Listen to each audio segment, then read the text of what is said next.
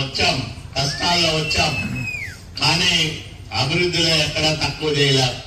ఈ 17 నెలల కాలంలో సీసీ రోడ్లకు 20 లక్షల రూపాయలు ఖర్చు చేసి మీ గ్రామంలో సిమెంట్ రోడ్లు నిర్మించాం. అట్లాగే ఇంకో 15 లక్షలు మొన్ననే మంజూరు చేయించాం. అది కూడా త్వరలోనే పనులు ప్రారంభమవుతాయి. నేషనల్ హెల్త్ మిషన్ కింద ఇందాక మల్లికార్జున చెప్పినట్లు మాకు ఆరోగ్య కేంద్రం లేదు అంటే దానికి కూడా ఇప్పుడు 14,50,000 రూపాయలు మంజూరు చేశారు.